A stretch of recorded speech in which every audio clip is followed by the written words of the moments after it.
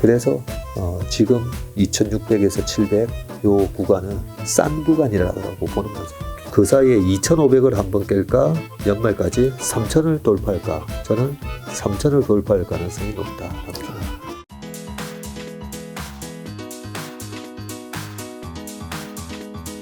작년에 그 3% 제가 상담소도 하고 네. 진행을 꽤 오래 했더라고요. 네. 작년 7월부터 올해 2월 초까지 했었는데 하다 보니까 너무나 많은 분들이 주식 재작년 2년 동안 우리나라 개인 투자가분들이 주식 얼마 정도 샀는지 아세요?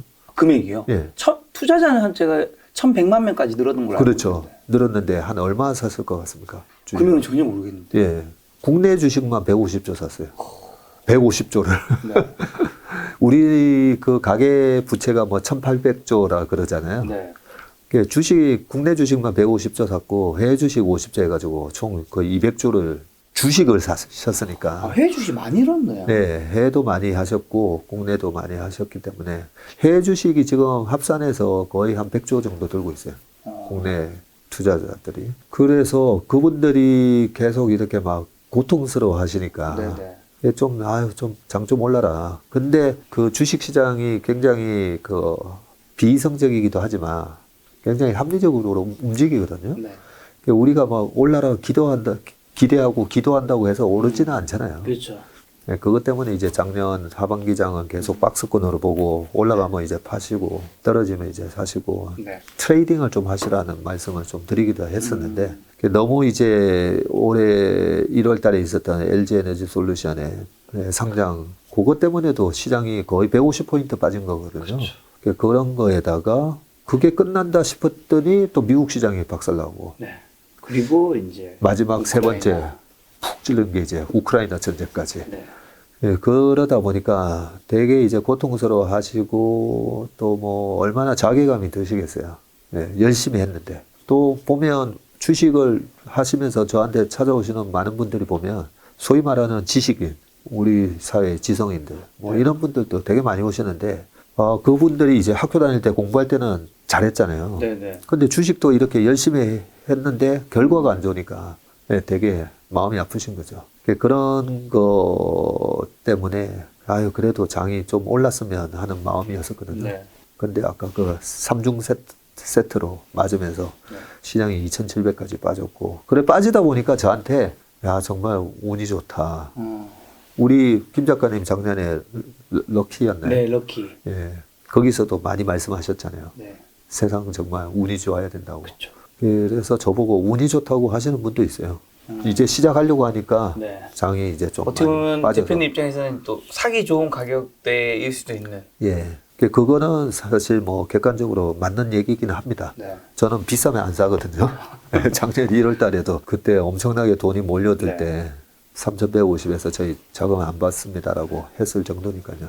지금은 마음 편하게 이제 주식을 살 수 있는 가격이라서 솔직히 그거는 되게 마음이 편안합니다. 지금 마음 편하게 주식을 살 수 있는 가격대로 하셔서 그럼 현재 주식 시장이 이제 사도 되는 지금 이 순간에도 그런 타이밍인 거고, 그 다음에 향후 전망은 좀 어떻게 보시는 건가요? 네. 방금 이제 지금 사도 되는 타이밍이고 향후 전망이라 하셨잖아요. 거기서 이제 지금 사도 되는 타이밍인가? 우리가 이제 타이밍을 맞추려고 하니까 어렵거든요. 그렇죠. 예.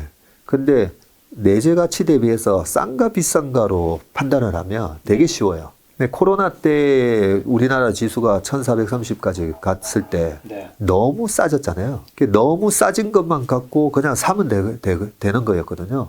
근데 여기서 1400에서 1100 정도까지 빠지지 않을까. 그 공포가 있었죠. 예, 그런 타이밍을 지금 사는 것보다는 4월, 5월 달쯤 사는 게 맞지 않나. 그런 걸로 이제 따지다 보면 타이밍 맞추려고 하면 엄청 어려운 거예요.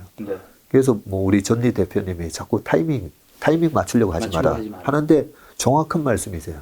그 타이밍을 맞추는 게 아니라 싸면 사는 거예요. 그게 이제 보통은 이제 가치 투자자들이 얘기하는 건데, 그러면 이제 다들 여기서 더 싸지면, 그죠? 더 싸게 사고 싶어서 그런 거잖아요.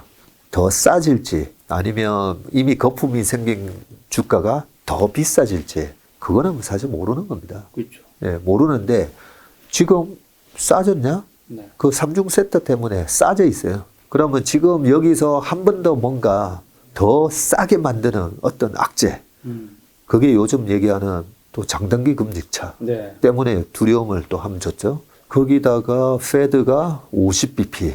예. 그런 얘기들 때문에 네. 아니 50bp 올릴 때 사야 되는 거 아닌가요? 뭐 이럴 수도 있잖아요. 그럴 수 있죠. 그렇죠. 코로나 때 이제 EQ의 네. GDP가 박살이 났었거든요. 네. EQ에 뭐 마이너스 32% 뭐 이런 식으로 GDP 성장 이런 식으로 나올 때 그때 이미 주가가 거의 2천 다 왔어요. 그렇기 때문에 우리가 예측을 할 수 있는 어떤 악재 50bp 할 가능성이 어제 보니까 87%? 네. 예. 그러면 할 가능성이 높고 저는 해야 된다고 생각해요. 네. 아니 벌써 2년물이 거의 이제 페드의 정책 금리하고는 단기채 금리하고는 거의 비슷하게 가거든요. 네. 근데 2년물이 벌써 2.4% 와 있는데 근데 페드의 정책 금리가 지금 아직까지 50bp 하고 있으면 안 되죠. 그 여기서 50bp를 올리든 100bp 올리든 영향 없어요. 네. 감히 제가 다놓고 말씀드리는데 2020년도에 코로나가 이제 확산될 때 페드가 100bp를 한 방에 내려버렸죠. 네. 그러니까 와 금리 내려줬다고 해가지고 그 다음날 장이 갭상승해서 시작했다가 네. 박살이 나죠. 좋은 게 아니니까 100bp 인하하면 주가가 올라가고 100bp 인상하면 주가가 빠지는가. 예, 이런 부분에 대해서는 우리가 미리 그런 걸 막 시장에서 기대를 하고 코로나 때는 네. 제발 페드가 좀 어떻게 해줘요. 근데 50bp가 아니고 아니 뭐야 100bp? 저도 그 되게 그날 엄청 싸한 거예요. 네. 이렇게까지 안 줬나? 100bp를 인하해야 될 정도로 한 방에 이렇게까지도 안 줬나? 네. 지금 50bp, 100bp 이 정도 이번에 아마 우크라이나 전쟁이 아니었으면 50bp로 한 2번, 3번 올렸을 거예요. 근데 우크라이나 전쟁이 터지니까 25밖에 못 올리는 거죠. 그렇죠. 그걸 보면서 저는 우크라이나 전쟁이 역시 영향을 좀 주는가 보다 안 좋게. 그런데 이번에 50bp의 가능성이 높다라고 해서 네. 솔직히 기분이 좋아요. 왜요? 50bp 해도 네. 경제에 타격이 없다라고 페드는 생각하고 있구나. 예. 요 정도 때려도 껐다가 안 하겠구나. 괜찮겠구나 하니까 50bp 하는 거죠. 하는 거죠. 그렇기 때문에 이제 50bp 올릴 때 그때 더 싸게 살 수 있지 않나요? 라는 부분은 제가 요 책에도 써놨는데요. 책. 얼마 전에 출간하신 병과 생존 예. 다 봤습니다. 공저라 가지고 그죠? 네. 제가 쓴 부분이 130페이지거든요. 네. 그래도 세 분 중에 제일 많이 쓰죠. 제일 많이 썼습니다. 네. 우리 김동완 소장님 60페이지. 양이 좀 작더라고요. 얼마 전에 왔다 가셨습니다. 왔다 가셨죠? 그리고 우리 김한진 박사님이 역시 모범생이에요. 예, 출판사에서 100페이지 정도를 요구했었거든요. 딱 100페이지. 딱 100페이지. 그리고 원고 마감일도 정확하게 지켜서. 근데 저는 원고 마감일 안 지키면서 130페이지 원래 쓸데없이. 김창희 보니까 지각 굉장히 잘하신다. 네, 맞아요. 회사에서 이제 그 네, 지각 대장입니다. 팀 회의할 때 지각하면 이제 벌금 내는 게 있는데 이제 대표님께서 거의 1, 2등을 다투고 네. 있다. 지금도 저희 회사에서 1등이에요. 그 돈으로 내일 이제 우리 직원들 피자 사 먹거든요. 네. 자, 그럼 다시 돌아와서 네. 그러면 이제 타이밍을 너무 재지 말고 내재 가치가 이제 굉장히 떨어져 있으면 내재 가치 대비해서 떨어져 있으면 사자라는 건데 네. 그럼 그게 지수로 했을 때는 어느 정도 되는 건데요? 참 좋은 질문이신 것 같아요. 네. 2,700이 그러면 싸진 거냐, 네, 네. 2,500이 싸진 거냐, 이렇게 봤을 때, 우리가 일반 주식도 삼성전자가 8만 원이 맞냐, 9만 원이 맞냐, 6만 원이 맞냐, 모르잖아요. 네, 네. 근데 어느 동안 시간이 지나면서 그 시장이 정확하게 기업의 주가를 계산을 하거든요. 네. 예. 그러면 코스피라는 지수가 우리가 호재와 악재가 없을 때, 호재와 악재가 없으면 그냥 내재 가치 근처에서 움직일 수가 있는데, 네. 예, 또 이제 수급에 의해서 와 지금 이제 주식인가 봐 하고 막 몰리면 이제 거품이 생기는 거죠. 그렇기 때문에 제가 이제 대중들의 심리를 굉장히 체크를 많이 하거든요. 네. 지금은 저희 회사 찾아오시는 분들, 제 주변의 사람들 했을 때 10명 중에 지금 장이 아주 주식하기 좋습니다라고 얘기하는 사람이 도대체 몇 명이나 될까? 10명 중에 지금 한 3명? 네. 되려나? 그러면 분명히 그 투자자의 센티멘트, 그러면 7명은 왜 나쁘게 보는데, 네, 네. 전쟁, 그죠. 우리가 그 3종 세트에다가 금리 인상 등등 보면서 많이 두려워하고 있는 거죠. 두려워하니까 그런 조언들 많이 하시잖아요. 우리 증권 방송에서도 보면 네. 지금은 현금화를 좀 시켜놓으라고. 확보해놔라. 네. 많이 아직 한 번 더 남아있다. 네, 한 번 더 남아있기 때문에 그때 사야 된다. 네, 네.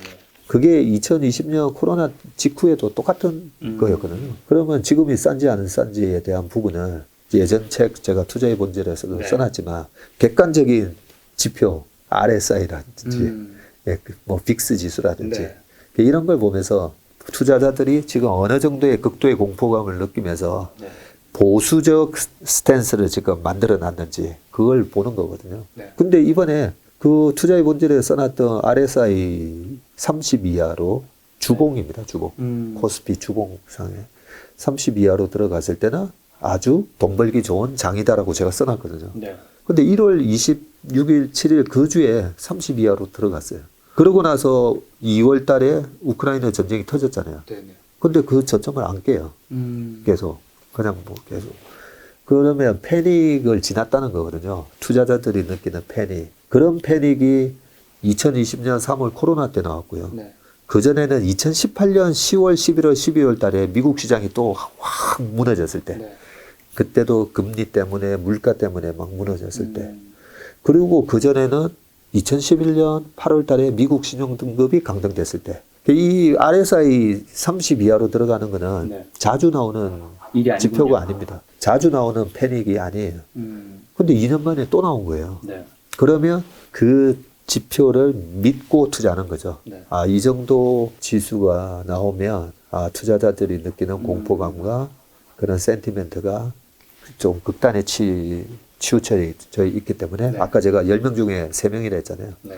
30이 10명 중에 3명 정도만 주식을 굳건하게 치고 있고 나머지 7명은 다 도망갔다라고 생각하면 그렇죠. 되는 건데 그래서 지금 2600에서 700 요 구간은 싼 구간이라고 보는 거죠. 근데 책에 보니까 그 국내와 주식시장에 쏟아지는 여러 데이터를 분석해 지금 주식시장이 돈을 벌 수 있는 강세장인지 돈을 잃기 쉬운 약세장인지 먼저 이제 판단하신다고 하면서 네. 주식시장 분석에 굉장히 공부를 많이 하시잖아요. 네. 근데 또 영상 같은 걸 찾아보면 많은 투자 전문가들이 그런 얘기도 하시잖아요. 아니 우리가 지수 분석 어차피 맞추지 못해. 네. 그냥 종목 하나를 찾아. 그 네. 종목을 정말 파헤쳐야 된다고 하는데 네.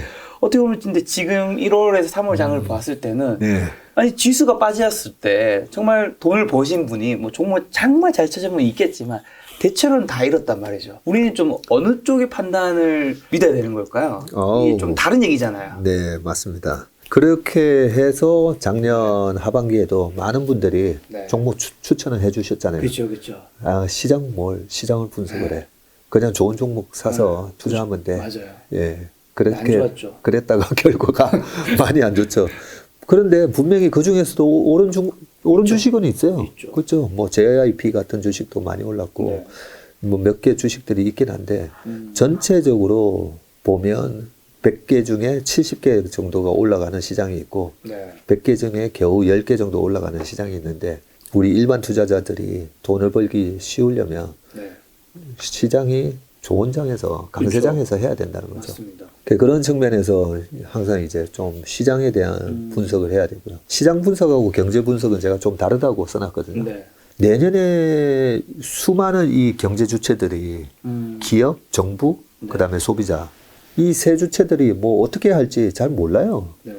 우리가 경제 성장 GDP 구할 때 그렇게 구하잖아요. 그래서 경제 예측을 하는 건 어려운데 네. 지금과 같은 경제 상황에서 주식 시장이 어떤 색깔을 띠고 지금 어떤 상태에 있다라는 걸 잘 분석을 해보면 이제 돈을 벌 수 있는 기회를 노릴 수가 있다는 거죠. 그게 단적인 예가 코로나 때. 네. 네, 그렇게 코로나 같은 상황에서 경제가 실제로 안 좋았잖아요. 미국 실업률 뭐 14% 가고 네. 안 좋았어요. 근데 주가는 폭등했잖아요. 나중에 까보니까 네. 코로나 이후에 작년 2021년 기업들 실적이 되게 좋아졌죠. 네. 미국, 우리나라뿐만 아니라. 그걸 미리 선반영하면서 주가는 강하게 올라갔고. 아니, 그런데 그렇게 좋아질 걸 어떻게 알아? 여기 와서 설명드렸죠. 네. 경기가 안 좋아지면 안 좋아질수록 5개 식당 중에 많이 망하면 많이 망할수록 살아남은 식당이 많이 가져간다고. 그렇죠. 그런 원리로 주가는 올라가게 돼 있다라는 부분을 이제 설명을 드렸기 때문에 그러면 지금 시장은 뭔데? 저희 직원들한테도 제가 물어봐요. 이번에 조정 왔잖아요. 네네. 시장을 이제 분석하는 방법이 몇 가지 있는데요. 강세장에도 한 세 가지 방법이, 세 가지 강세장이 있고, 약세장에도 이제 세 가지 약세장이 있고, 그래서 이제 코로나 장은 이벤트 드리븐 약세장이었고, 우리가 무서워하는 장은 구조적 약세장. 네. 예. 보통 지수가 한 50%까지 빠져버려요. 구조적 약세장에는. 다들 이제 구조적 약세장으로 두려워했었던 거죠. 네. 코로나 때. 그러면 지금 이번에 약세장은 뭔가? 한번 퀴즈를 한번 내볼까요? 네. 자, 첫 번째 구조적 약세장. 네. 투자의 본질도 읽으셨으니까. 네네. 압박감 느껴지는. 두 번째가 네. 경기 사이클에 의한 약세장. 네. 이거는 이제 교과서적인 거죠. 네. 경기가 이제 둔화되면 오는 약세장. 세 번째가 이제 이벤트에 의한 약세장. 네. 블랙 먼데이 때라든지. 그러면 최근에 있었던 약세장은 뭘까? 3번 아닌가요? 어우, 역시. 다행이다.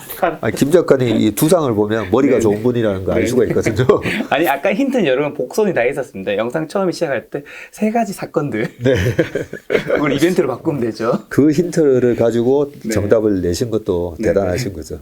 이번에 약세장은 실질적으로는 그 강세장 속에서 나오는 일시적인 조정장이었거든요. 그 정도 변동성은 언제든지 있죠. 언제든지 있는 변동성이었는데 뭐 페드가 금리를 올리고 있기 때문에 뭐 구조적 약세장이 오는 게 아니라 갑자기 우크라이나 전쟁 때문에 약간 이벤트 드리븐 약세장이 연출이 됐어요. 2월 달에. 그러면 이벤트에 의한 약세장, 즉 외생적인 무슨 갑자기 생각지도 못했던 변수가 발생하는 그런 약세장은 항상 강력하게 매수 대응을 해야 되는 장이거든요. 예, 그런 측면에서 네. 지금 약세장도 제가 좀 되게 이제 영업을 시작하기에 되게 마음 편하다 했잖아요. 네. 최근에 이 약세장을 좀 저는 그렇게 이제 이해를 하고 있다 보니까 네. 이렇게 강세장 속에서 나오는 일시 조정장의 이벤트 드리븐 약세장까지 겹치면서 그렇게 2,700이 와 있는 거기 때문에 이 약세장이 어떤 분들은 이제 본격적인 약세장이 시작됐다라고 얘기하시는 분들도 많잖아요.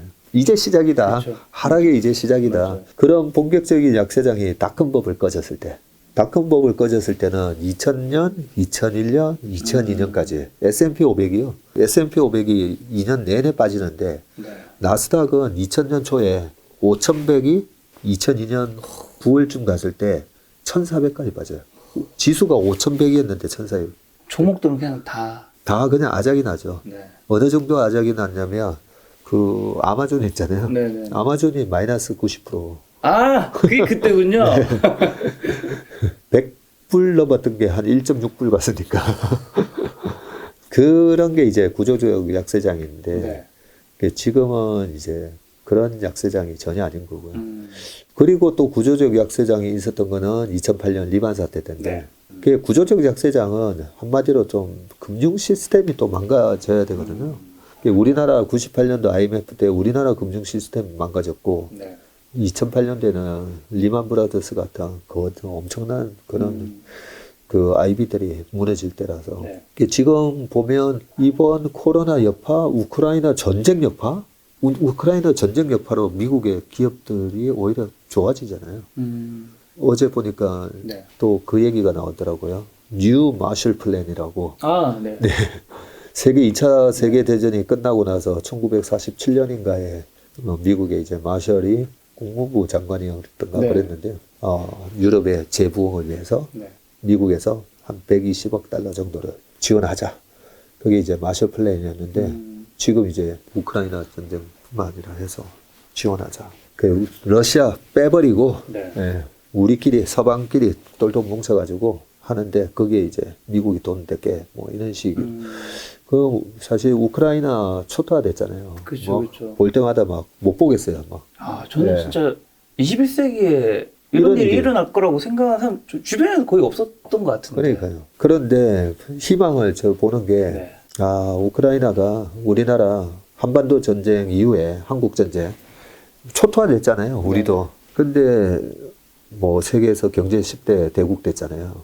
이번 전쟁이 항상 이제 좀 저는 긍정적인 면을 많이 보다 보니까 2차 세계대전하고 달랐던 게 이번에 전쟁이 딱 일어나니까 전 세계가 이제 하나같이 그죠? 경제 제재를 해버리면서 러시아를 압박하는데 이렇게 세계의 질서를 깨뜨리는 나라는 응징을 한다라는 걸 좀 보여줬고 근데 전쟁으로 이미 숙대밭이 우크라이나를 보면 우리나라 한국 전쟁 이후에 재건된 부분 그 부분에 있어서 공산화를 막기 위해서 미국이 우리나라에다가 군대까지 보내가지고 우리나라 재건의 기틀을 잡는 데까지 어느 정도 역할을 해줬잖아요. 그런 식으로 우크라이나를 돈바스 지역을 뺏길지는 모르겠는데 돈바스 지역하고 하면서 아마 그렇게 약간 남북 관계처럼 만들다든지 그리고 왜 처음부터 강력하게 이를 안 막았을까?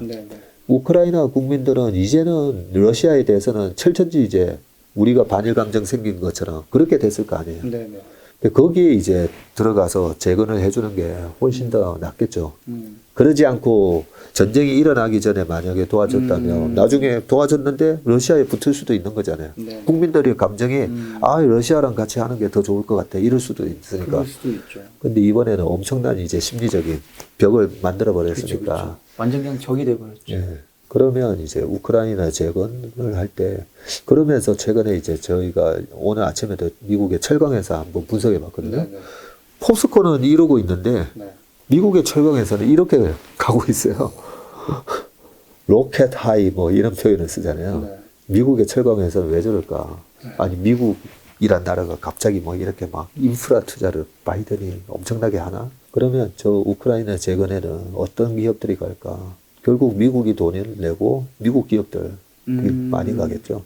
예, 그런 식으로 보면 이번 전쟁이 주는 심리적인 공포감은 예, 우리 파괴되는 걸 보면서 심했지만 1년, 2년, 3년 뒤에 일어날 경제적 효과를 보면 긍정적인 면이 많이 보인다는 그렇게 이제 해석을 했을 때. 예. 근데 약세장에서 아까 전에 구조적 약세장이랑 경기 사이클상 약세장이랑 뭐 이벤트 약세장 이렇게 세 가지 얘기했을 때는 그래도 제일 약한 거는 제일 끝에 있는 이벤트 약세장인 것 같네요. 맞나요? 아닙니다. 그 이벤트가 코로나 같은 이벤트면 이것도 너무 크면 또 예. 이벤트 사건의 크기에 따라 예, 달라지는군요. 거의 35% 빠졌잖아요. 그래서 제가 이래 약세장의 세 가지 형태를 보니까 제일 많이 빠지는 건 일단 구조적 약세장. 네네. 두 번째가 이벤트 약세장인데 제일 덜 빠지는 게 경기 사이클에 의한 약세장이 있더라고요. 경기 사이클에 대해서는 이제는 이게 왜 경기가 리세션 국면으로 들어갔을 때 주가가 왜 이렇게 많이 안 빠지나 봤더니 좀 여러 가지 이유가 있죠. 미국 기업은 이미 옛날 구경제에서 탈피해서 플랫폼이라든지 혁신 기업들이 이제 하다 보니까 경기 사이클 자체를 별로 안 타고 경기 사이클이 왔을 때 이제 힘들어지는 나라들은 다 좀 이머징인 거죠. 예. 근데 전 세계 주식 시장에 지금 거의 50%가 미국이거든요. 예, 시가총액으로 보면 미국의 경제가 차지하는 거는 25% 정도 수준이지만 미국 주식 시장이 차지하는 비중은 거의 50%. 경제랑 주식은 왜 이렇게 차이가 나나요? 경제랑 주식이랑 경제가 25%인데 주식이 50%, 두 배까지?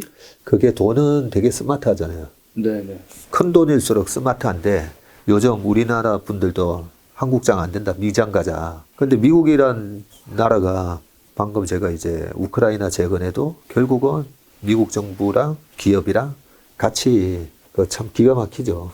거기다가 코로나 사태 같은 게 오니까 페드가 돈을 찍어서 또 미국 기업들 망하지 않게도 해주고 그런 나라다 보니까 세계에서 제일 안전하면서 혁신을 계속 주도를 하고 그 혁신이 또 경제를 이끌 수 있도록 분위기를 조성해주는 그런 나라다 보니까 돈이 몰리고 그러다 보니까 미국이 보면 밸류에이션 멀티플이 좀 비싸잖아요.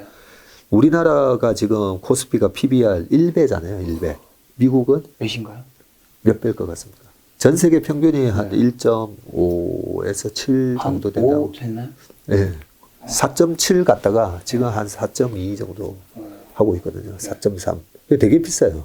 그래서 어떤 느낌이냐면 우리가 강남에 집을 가서 살고 싶고 살려면 너무 비싸고 너무 비싸죠. 전세로 살려고 해도 너무 비싸잖아요. 너무 비싸요. 그러니까 미국 시장 좋은 거 알겠는데 딱 살려고 보니까 비싸요. 비싸네. 좀 그런 느낌이죠. 근데 강남 집값이 비싸다고 거기 사는 분들이 나와서 안 살잖아요. 더 오르겠네요. 뭐 약간 그런 식으로 미국 주식도 돈이 올리고 더 오를 수 있는 여지들이 계속 있는 거죠. 예. 그래서 미국 시장이 방금 이제 경제 규모에 비해서 주식 시장이 왜 그렇게 좀 부풀려져 있나, 이게 그 버블 아니냐, 그런 질문을 하셔서 실제로는 보면 전 세계에서 가장 투명한 시장이고요. 미국의 SEC가 미국 기업들에 대해서 엄청나게 감시를 하잖아요. 우리나라 기업들 중에 보면 가끔씩 이제 뭐 나스닥 상장 얘기, 쿠팡은 나스닥 상장을 했지만 다른 기업들 보면 나스닥 상장할 것처럼 얘기하고 안 하는 이유가 SEC의 그 감독 규정이 엄청 타이트해요. 그런 거를 지키기가 두려우니까 거기 보면 미국 증시에 상장한 기업들은 또 이제 그런 거 있잖아요. 뭐 여성 임원 비율을 뭐 맞춰야 되고 이런 것도 있어요. 그 정도로 미국 시장이 보면 굉장히 보면 선진화되어 있는 거죠. 대표님이 굉장히 잘하시는 시장 분석을 사실 못할 시에 우리가 이제 굉장히 힘들어질 수 있는 걸 이번에 겪었는 건데 시장 분석 뭐 사실은 너무 힘든 거겠지만 그래도 개인 투자자분들이 조금 그래도 할 수 있는 뭐 참고할 만한 뭐 지표라든가 어떤 걸 좀 하면 좋을까요? 요즘에 또 매일 아침에 신문 보는 영상 찍으시던데 그런 것도 좀 하면 도움이 될까요? 네, 그럼 시장과 신문 요 두 가지 말씀을 드리면, 그러면 시장 분석 그래 중요한 건 알겠는데 다들 시장 분석 어렵다고 하고, 그럼 박전무는 지금 시장 어떻게 생각하는데, 그죠? 과거에 뭐 코로나 때 맞췄던 거 뭐 3천 간다 이런 거 이제 더 얘기하지 말고, 그죠? 2년 전 얘기니까요. 네, 그거 얘기하면 좀 식상하니까. 지금부터 저는 1년 앞으로 시장 이거 처음 얘기하는 건데. 썸네일. 자, 이번 시장의 조정이 왜 왔는가 한번 생각해 보자고요. 이번 시장의 조정은 약간 이제 주가는 비싸지 있는 상황이었고, 미국도 마찬가지고, 한국도 3,150 이상에서는 3,300 갔었잖아요. 작년 6월 25일 날 이제 3,300 갔다가 너무 비싸니까 밀려 내려온 거죠. 그런데 1월 달에 있었던 나스닥의 조정은 작년 10월 달부터 약간 조짐이 좀 있었던 게, 자동차 판매가 저희 같은 경우에는 전 세계의 우리나라 수출 데이터부터 해가지고 다 체크를 하는데, 자동차 판매가 이제 꺾이기 시작했어요. 자동차 판매가 꺾이니까 뭐라고 얘기하냐면 이유가 있잖아요. 자동차 반도체, 그게 여러 가지 이제 공급망 차질 때문에 차량 반도체 생산이 안 되다 보니까 이제 이게 수요가 없어서 안 팔리는 게 아니라 공급이 안 돼서 안 팔리는 거잖아요. 그런데 자동차 판매가 마이너스가 나오는 게 10월, 11월, 12월, 1월 계속 이어지니까 이러면 벌써 지금 AI, 그 인공지능이 그 미국 뉴욕에서도 벌써 인공지능을 이용해 가지고 그 헤지펀드라든지 그런 여러 가지 운용에 그런 알고리즘으로 많이 쓰거든요. 그러면 저 같은 경우에도 시장 분석을 계속 많이 하잖아요. 남들보다 조금이라도 빨리 그런 어떤 시장의 상승의 변화, 하락의 변화를 먼저 좀 캐치하고 싶은데, 시장은 미국은 소비가 70%고, 그죠? 그러면 소비가 둔화되는 그 지표가 굉장히 중요한 지표일 수가 있는데, 뭐야, 자동차 판매가 꺾이네? 그러면 우리가 소위 말해서 자유소비재 또는 경기소비재라고 하잖아요. 경기가 좋아지면, 돈 좀 벌었으니까 내가 뭐 좀 살까? 집에 가면서 오늘 치킨 사갈까? 그거는 이제 치킨 사가는 거는 15,000원인데, 이번에 우리 차 한 대 받고 보면 어때? 이런 얘기 하잖아요. 근데 그거는 상의를 해야 되잖아요. 집에 가서. 몇천 나가니까. 네. 어제 신문에 보니까, 신문 봅시다 하면서 신문 보니까 이제 신차 판매 평균 가격이 4천만 원을 넘었었더라고요. 우리나라에? 네. 와. 차 한 대 사는데 4천 들어가는 거예요, 평균. 소나타가 국민차가 아닌 거잖아요? 소나타도 이제 4천 넘죠. 아, 그래요? 그 정도 풀옵션 하면 4천 줘야 될 것 같은데요. 네. 우리나라 사람들은 그 깡통차 잘 안 사잖아요. 웬만하면 이제 풀옵션까지 다 하니까. 뭐 정확한 건 아닙니다. 어쨌든 4천만 원이 들어가요. 핸드폰 100만 원, 150만 원. 핸드폰 100만 원, 150만 원도 약간 이거 이번에 바꿔도 되나? 고민하잖아요. 그렇죠. 근데 차를, 그래서 이 경기가 둔화되느냐, 경기가 살아나느냐에 제일 중요한 데이터가 자동차거든요. 그 자동차가 전 세계에서 1년에 얼마 팔리냐면 3,500조 정도 팔려요. 엄청난 시장인 거죠. 네. 그게 한 9천만 대에서 1억 대 정도 팔리거든요. 네. 1억 대까지는 안 되는데 그러다 보니까 4천만 원 한번 해보세요. 4천만 원 곱하기 9천만 대 하면 4, 9, 36 네. 해가지고 그 정도 3,600조 나오는 거죠. 이런 시장인데 마이너스. 뭐야 이번 달도 마이너스? 마이너스. 그러면 이제 AI가 경기가 둔화되는 신호다. 네, 자동차 판매로 나중에 재무제표는 나중에 나오잖아요. 그렇죠. 나중에 나오니까 조금이라도 남들보다 조금 빨리 하려고 하는 그 알고리즘이 자동차 판매가 둔화되니까 이거 소비가 꺾이고 전 세계 소비를 주도하고 있는 미국을 비롯해서 야, 이거는 팔아야 된다. 그런 측면에서 이제 매도 압력이 좀 있었다라고 보고요. 그러다가 이제 1월 달에 장이 확 빠졌다라고 그렇게 봐지거든요. 네. 그러면 빠지는 이유가 그렇다면 올 연말 자동차 판매가 마이너스 나기 시작했던 10월 달 그러면 올 10월, 11월, 12월 내년 1, 2, 3 자동차 판매가 어떻게 나올까요? 반도체 판매가 좀 높아질 거라 생각하시니까 아까 장을 좋다고 말씀하셨겠죠. 네. 제가 정말 저는 지금은 차가 없어요. 회사 차 타고 다니는데 다 차 사고 싶죠. 남자들은 다 차 욕심 많잖아요. 차 욕심 있습니다. 네. 특히 돈 많으신 분들은 슈퍼카 욕심. 예. 저도 막 보면 차를 막 보거든요. 네. 근데 실제로 돈 아까워서 잘 못 사는데 제네시스 GB80 너무 이쁜 거예요. 볼 때마다 옆에 차 있으면 계속 이래 쳐다봐요. 네. 와, 어떻게 저렇게 이쁘게 만들었을까. 네. 그게 한 8천만 원 하더라고요. 6,200 정도가 깡통이고 네. 풀옵션 다음에 한 8천 들어간다고 하는데 제가 축구하는 저희 팀에 그 현대차에 계신 분이 있어가지고 물어봤어요. 지금 신청하면 10개월. 10개월 기다려야 되는 거예요. 얼마 전에 1년 걸린다라는 얘기도 들어서 네. 진짠가 싶어서 물어봤더니 10개월인 거죠. 그러면 최근에 자동차 판매가 둔화된 게 소비가 위축이 돼서 자동차가 안 팔린 거였으면 네. 제가 전화해서 혹시 GB80 살 수 있습니까? 하면 예, 다음 그거 달에. 뭐 다음 달에 됩니다. 그죠? 네. 재고가 많이 쌓여 있을 거니까. 다음 달에 됩니다. 했겠죠. 그 1년 정도 걸리는데 한 10개월 정도로 한번 땡겨보고 이렇게 되는 거죠. 그러면 10개월 뒤에 지금 막 신청했던 사람들 물량이 이제 제대로 쏟아지는 게 하반기부터 쏟아질 건데 아니 그때도 차량용 반도체가 그러니까 지금 핵심 공급망이 이제 풀려야지 된다는 거 아닌가요? 예. 그러면 자동차가 1년에 9천만 대 팔리다가 1억 2천만 대, 3천만 대 팔려서 지금 차량용 반도체가 부족한 게 아니잖아요. 네. 예, 어떻게 보면 거슬러 가보면 텍사스 한파부터 시작하는 거거든요. 네네. 작년에. 그걸로 시작하는 거고, 거기다가 이제 코로나 봉쇄에다가 뭐 등등 합쳐져서, 그러면 과연 이 차량용 반도체가 연말 돼도 이게 여전히 해결이 안 되고 있을까? 네. 경제의 논리로 따져보면, 네. 쇼티지가 되면 누군가가 뛰어들어서, 그렇죠. 예. 그래서 텍사스 인스트루먼트나 뭐 이런 회사들이 옛날에는 디램, 우리가 소위 말하는 디램 있잖아요. 네.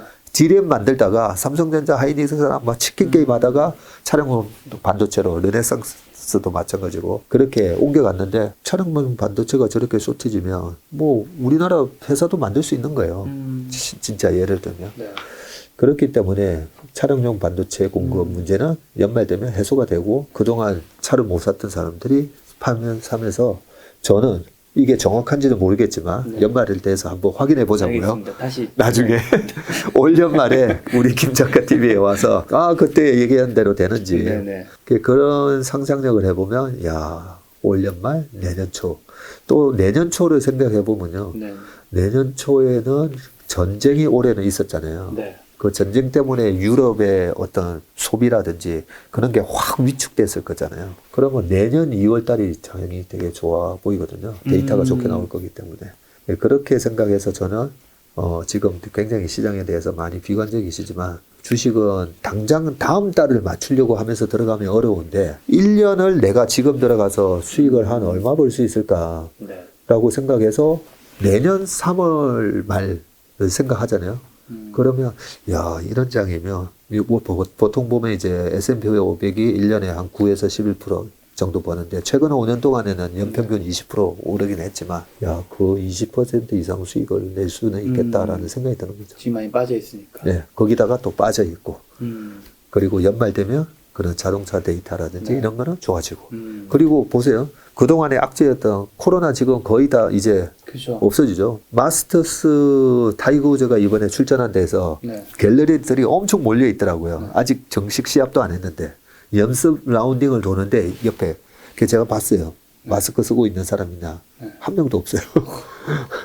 그런 식으로 코로나 그동안의 가장 큰 악재였던 네. 코로나 없어지고 아직까지는 중국에서 지금 우리나라도 지금 여전히 영향을 주지만 연말 되면 없어질 이슈예요. 공급망 차질 그런 부분이 해소되고 우크라이나 전쟁이 내년 요맘때도 지금 계속 저렇게 싸우고 있을까요? 그러진 않겠죠. 네, 계속 지금처럼 싸우고 있으면 러시아가 지금 하루에 한 2조씩 날아간다고 제가 들은 것 같은데 파산하는 거죠. 그러면 1년 뒤에 러시아 우크라이나 전쟁도 없어질 거예요. 그렇게 보면 네. 우리 지금 시장을 짓누르고 있는 악재들이 거의 다 해소된다라고 생각하면 제 생각대로 저는 2005 연말 기준으로 그 사이에 2,500을 한번 깰까 연말까지 3,000을 돌파할까 저는 3,000을 돌파할 가능성이 높다라고 생각합니다. 굉장히 요즘 많은 분들이 좀 불안했었는데 이제 대표님의 의견으로 이제 많은 분들이 좀 안심하면서 투자할 수 있을 것 같은데 아까 전에 신문 얘기해 주신다고 하셨는데 제가 네. 그동안 공부를 그렇게 많이 열심히 한 것도 아니고 네. 그러면 지금까지 뭐 많은 분들이 이 유튜브 나와서 이런 얘기 하는데도 박전무가 뭐 어떻게 시장에 대해서 저렇게 뭐 기억을 잘하지 이런 네. 얘기도 많이 하시잖아요. 근데 제가 그동안에 고등학교 1학년 때 저희 국어 선생님이 그러셨어요. 참고서 밑줄 그으면서 주제와 소재, 작가의 의도 이런 거 그런 거 공부하지 말고 신문 사설 읽고 신문에 칼럼 좋은 칼럼 읽고 네네. 그렇게 하는 게 오히려 국어 공부에 훨씬 많이 그게 진정한 국어 공부다라고 하시는 거예요. 그래서 그때부터 교과서 공부를 안 했어요. 제가 그때 그 말씀 아니고 교과서에 집중했었으면 네. 훨씬 더 성적은 잘 받았을 건데 그때부터 제가 신문을 제가 부산에서 이제 고등학교까지 나오다 보니까 부산일보를 밑줄 그어가면서 매일매일 봤었죠. 그게 지나고 보니까 국어 선생님 말씀이 맞더라고요. 투자하는데도 제가 그런 얘기도 말씀을 좀 드리거든요. 주식을 할 때 우리가 차트를 보면서 저는 차트 뒤에 이제 막 사람이 좀 보여요. 그리고 와, 왜 이런 오버슈팅과 왜 이런 패닉 셀링이 나오고 지금의 이런 변동성에 이 기업에 지금 이 시장에 참가하고 있는 사람의 마음이 어떻게 막 움직이는지 막 그런 것들이 어떻게 알았을까? 그동안에 고등학교 1학년 때 뭐 한 15살 때부터 신문을 본 거잖아요. 그러니까 한 35년 넘게 봤네요. 그게 이제 쌓여서 이제 우리가 소위 말해서 뭐 주식 잘하려면 인문학적인 지식이 좀 있어야 된다. 그런 것처럼 이번에 전쟁도 마찬가지죠. 사실 전쟁을 딱 보면 옛날 이제 나폴레옹이 1812년이었던 걸로 기억하는데요. 러시아 정복하러 갔다가 작살나고 돌아오잖아요. 그때 거의 뭐 그 시절에 50만 대군 끌고 갔다가 겨우 5만 살아서 돌아오거든요. 그리고 2차 세계대전에 히틀러가 또 러시아를 공격했을 때 그때 또 공교롭게도 히틀러가 저라면 안 그랬을 것 같은데 나폴레옹이 러시아를 침공했던 게 1812년 6월 22일인가 그래요. 하필이면 그날 또 러시아를 공격했어요. 결과는 또 똑같았죠. 같은 달에. 그것도 같은 달에 했고 그래서 이번 전쟁을 보면서 어쨌든 우크라이나 그 지역도 러시아의 같은 지역이라고 볼 수가 있는데 왜 러시아가 저렇게 들어와서 우크라이나 사람들 버티잖아요. 그래서 히틀러가 러시아를 공격을 했을 때 메가드 장군이 그랬어요. 히틀러가 역사 공부를 안 한 것 같다고. 역사 공부를 안 했든지 아니면 그걸 무시했든지.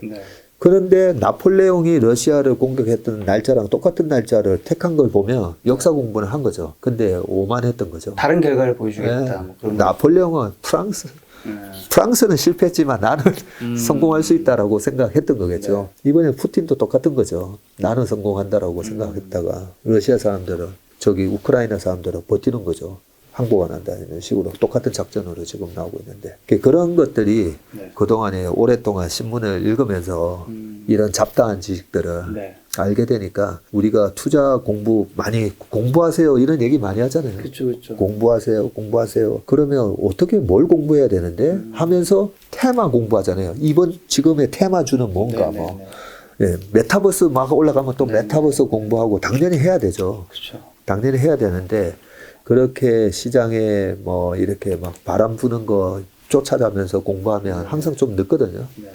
그게 아니라 평소에 워런 버핏이 매일매일 신문을 정독한다고 그러잖아요. 그래서 우리 투자자분들한테 정말 필요한 것은 매일매일 신문을 보는 습관을 좀 길러드려야 되겠다 싶어서. 근데 제가 대학생 때 경제신문 좀 폼나게 경영학과 다니니까 경제신문 있어 보이죠? 예.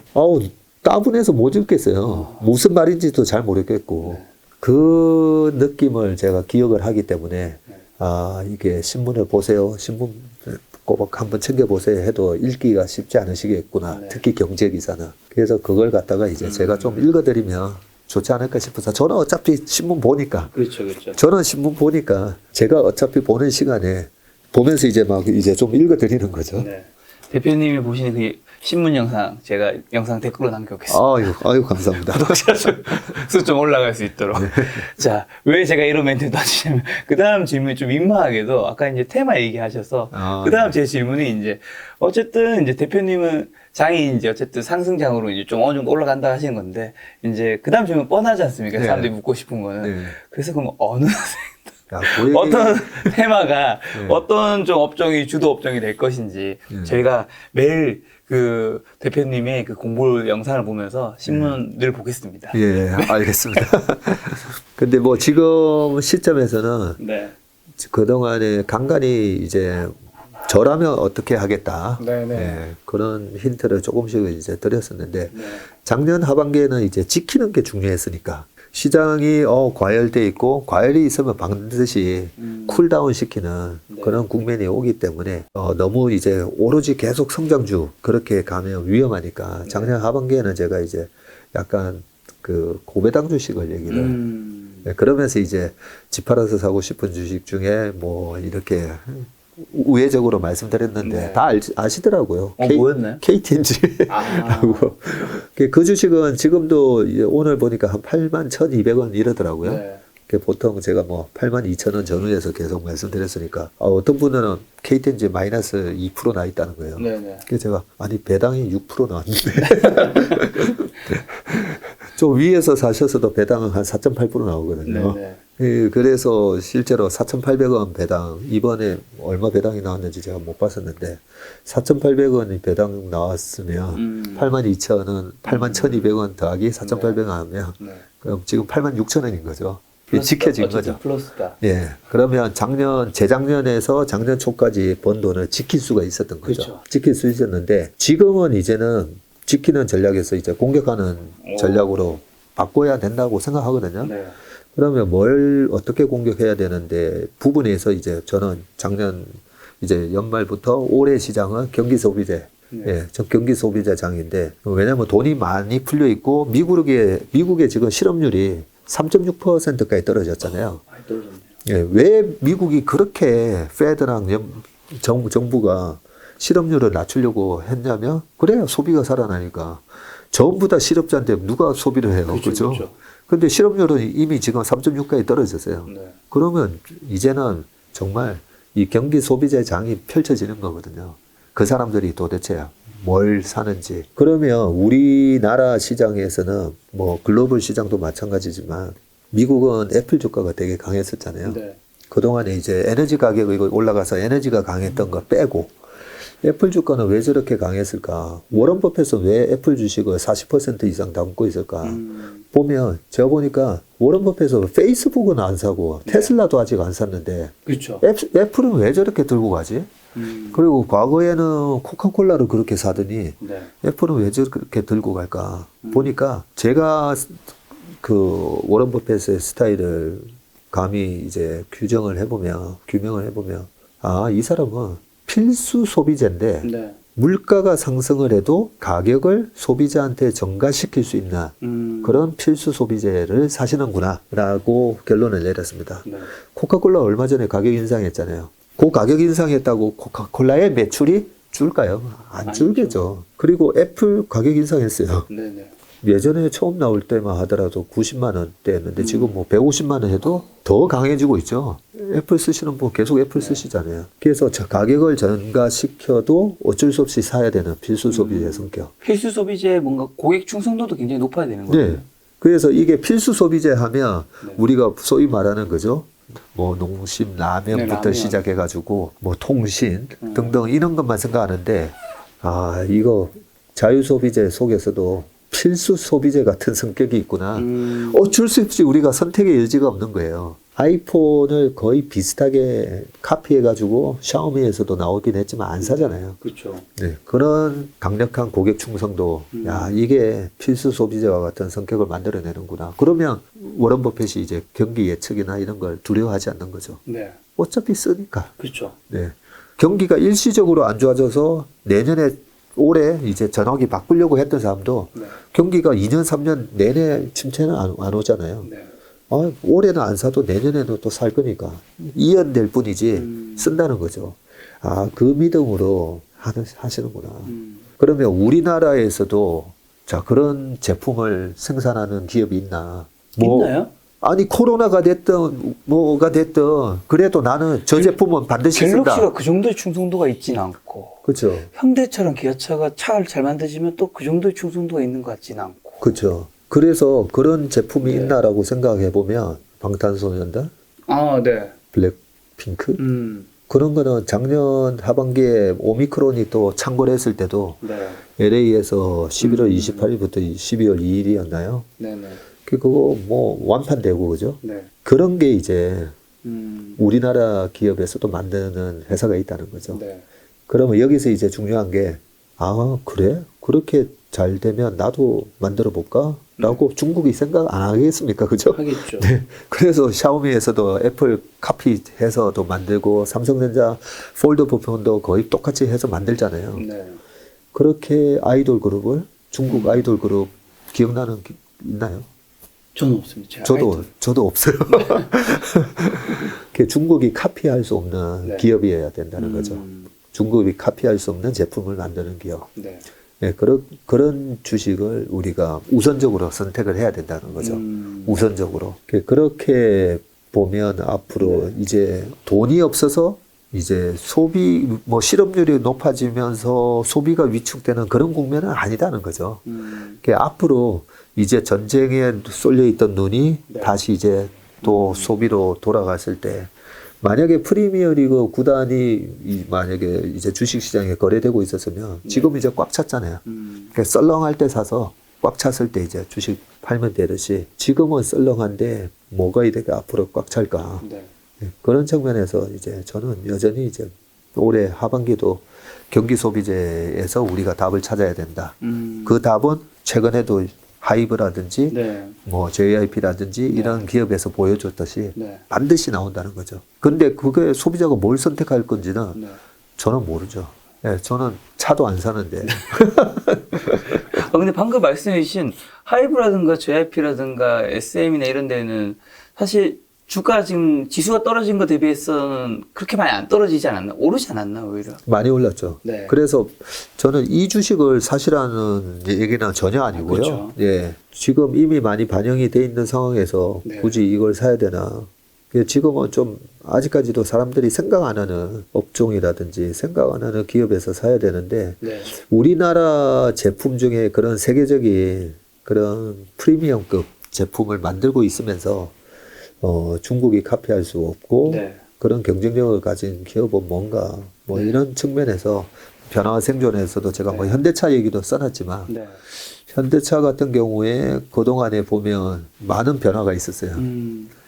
조금 길게 한번 말씀드려보면 네. 2008년도에 리만 사태 터졌을 때는 네. 미국에서 팔리는 자동차 수가 아까 1,500만 대에서 1,800만 대 정도 된다 했잖아요. 네. 그때 900만 대 정도로 확 떨어졌었어요. 뭐 미국의 금융기관들이 다 박살이 났으니까. 네. 그게 이연 소비로 이어지면서 2009년부터 2012년까지 우리나라의 네. 7공중 장세부터 차화정 장세, 마지막에 전차 장세까지 네. 자동차가 계속 주도주였거든요. 그런데 2012년 하반기에 원엔 환율이 확 떨어져요. 네. 1,500원 하던 원엔 환율이 이제 확 빠지고, 그리고 결정타가 하나 있죠. 현대차 그룹의 네. 미래가치 변화에 결정적인 이제 그게 삼성동 땅을 음. 3조짜리를 그때 엄청 잘못했다는 식으로 네. 이제 했는데 돌아보면 굉장히 잘한 거였지 않나요? 잘했나요? 삼성도 사고 근데 땅 가치는 엄청 올랐잖아요. 어떻게 땅같이, 판단하나요? 예. 이제는 이제 네. 가치가 많이 올랐다고 이제 볼 수가 있는데, 네네. 그때 이제 3조짜리 땅을 이제 10조 5천억에 샀고, 맞아요. 서울시에 기부 체납하는 거 다 합치면 네. 12조. 맞아요. 그때는 진짜 잘못했다. 왜 굳이 이렇게 그렇죠? 했냐? 그러면 12조에 네. 3% 이자를 계산해 보자고요. 12조에 3%면, 이게 얼마냐면요. 12조에 10%면 1조 2천억이잖아요. 네. 1%면 1200억이에요. 네. 3600억. 어, 365이 됐는데 3600억이니까 네. 하루 이자가 10억인 거죠. 네. 그래서 그때 당시에 한 달에 이자만 그 나가는 돈이 12달이니까 그죠? 300억. 300억씩 한 달에 이자가 나갔던 거죠. 네. 그런 돈이 나가니까 그러고 나서 땅 그때 사가지고 지금 어떻게 돼 있죠? 아직 지금 이제 짓고 있잖아요. 네. 네. 그동안에 뭐 이 부분을 만약에 네. 전기차, 음. 예, 전기차 쪽에 그 돈을 막 때려 부어서 뭐 했다면, 자율주행에 쏟아 부었다면, 우리가 뭐 그렇게 생각할 수 있는 거죠. 아무튼 그것 때문에 주가가 28만 원 같던 주가가 6만 원대까지 빠지거든요. 2019년 정도까지. 그런데 테슬라는 아시다시피 2019년부터 흑자 내면서 주가가 이제 날아가기 시작하잖아요. 내연기관에서 이제 전기차로 바뀌면서 기업이 그 스마트폰 시장을 애플이 장악하듯이 내연기관에서 전기차로 가는 거 이제 테슬라가 헤게모니지면서 빵 치고 나와가지고, 네. 근데 또 우리 중국 기업들이 또 빠르게 쫓아오면서 네. 중국 시장은 그래도 중국 기업이 1등이 돼야지 하면서 막 만들었잖아요. 그렇죠. 그래서 현대가 원래는 중국 시장에서도 잘했는데 네. 중국에서 점유율이 확 빠지려고 그러죠. 음. 그런 기업 가치 변화 속에서 네. 박살이 났다면 지금 주가가 많이 최근에 작년 초만 하더라도 현대차가 애플카를 생산할 수 있다 이 얘기가 그렇죠. 나오면서 네. 또 확 올랐어요. 네. 그 10년 전에 기록했던 전고점을 돌파했었죠. 그런데 애플카 하는 거 맞나요? 아니었던 거예요. 지나친 기대였죠. 지나친 기대였었고, 네. 그 애플에서 애플카를 생산할 기업들을 도요타도 찾아가 보고 막 이런 와중에 오 왔었어 이 루머가 퍼져가지고 그게 주가에 반영이 되면서 거품이 만들어졌었던 거죠. 네. 그러고 지금 질질질 흘러내리고 있잖아요. 그러면 현대차도 우리 투자가분들이 많이 사셨더라고요. 많이 사셨는데 그러면 현대차의 기업 가치 변화는 지금 앞으로 네. 올해 연말 내년까지 경기 소비재 시장에서 어떤 모습을 보일까? 현대기아차 그룹이. 네. 네. 보통 우리가 주식을 설명할 때 PQC라고 들어보셨죠? 네. 프라이스 곱하기 Q, 판매량. 프라이스 곱하기 판매량인데 비용 마이너스 C 해가지고 코스트가 또 많이 들어가면 안 되겠죠. 그렇죠. 이 PQC로 이제 주가를 간단하게 우리가 설명을 할 수 있어야 되거든요. 네. 최근에 조금 전에 제가 신차 가격이 4천만 원 됐댔잖아요. 왜 4천만 원이나 됐지? 현대차, 기아차의 최근에 평균 판매 단가 ASP를 보면 네. 쭉 올라왔어요. 현대는 제네시스 브랜드가 있으니까. 그 제네시스 브랜드가 약간 도요타의 렉서스 브랜드 네. 같은 프리미엄 브랜드. 프리미엄 브랜드인데 네. 프리미엄이 잘 팔려요. 만들어 놨는데 안 팔리면 네. 아유 망한 거잖아요. 그렇죠. 근데 만들어 놨는데 잘 팔려요. 그리고 전기차, 기아에서 만든 전기차도 잘 팔려요. 현대차에서 만든 전기차도 잘 팔리고 어느 정도 잘 팔리냐면 유럽에서 3등이에요. 그리고 미국에서 최근에 3월 판매 동량도 보면 현대 기아차 그룹이 미국 시장에서 5등이에요. 5등인데 미국 혹시 그래도 가보셨죠? 한번 가봤습니다. 예. 어느 동네 가보셨어요? 저는 서부. 서부 LA랑 네. 시애틀이랑 샌프란시스코. 가보셨죠? 네. 그래 가보면 여전히 제일 많이 보이는 거는 일단은 미국 차예요. 네네. 예, 뭐 쉐비 뭐 해가지고 뭐죠? 맞아요. 있고 포드 여러 가지 모델들. 미국의 빅3 포드, GM, 스텔란티스 그렇게 다 있는데 1등이 도요타예요. 도요타가 51만 대 뭐 이렇게 생산하면서 1등이 됐다라고 그렇게 돼 있는데 그 미국의 빅3는 미국의 애국심, 그다음에 미국의 경찰차 뭐 전부 다 이제 미국 차만 쓰니까 요 미국 3기업이고 5등이 현대차가 5등을 한 거예요. 네. 근데 6등이 누구냐면 혼다예요. 옛날에 아마 미국 가서 보시면 혼다를 되게 많이 보셨을 건데 혼다가 저도 이제 유학을 97년부터 99년 했을 때 혼다의 위상은 혼다가 미국에서 제일 잘 팔리는 차 혼다 시빅 이런 것들이 네네네. 압도적인 차였어요. 거기다가 프리미엄급의 혼다 아코드. 현대가 감히 범접할 수 없는. 근데 혼다랑 작년에 26,000대 정도 차이를 격차를 벌리면서 5등이 됐는데 최근 판매 동량 1분기에서 3분기 보면 더 벌어지고 있어요. 혼다 전기차 뭐 나오는지 기억나세요? 뭐 나오나요? 저도 몰라요. 네. 그리고 일본 차들이 도요타는 그 하이브리드 네. 방식으로 하다 보니까 여전히 순수 전기차에서 조금 더디죠. 그러다 보니까 유럽에서도 네. 현대 기아차가 3등을 하고 있는 거죠. 예, 거기는 이제 폭스바겐 그룹도 네. 있고 한데 그런 식으로 일단 ASP가 높아졌어요. 전기차 모델, 그다음에 SUV 모델, 그다음에 현대의 제네시스 브랜드 네. 등등 해가지고 ASP는 높아졌는데 Q가 아주 잘 나오고 있어요. 네.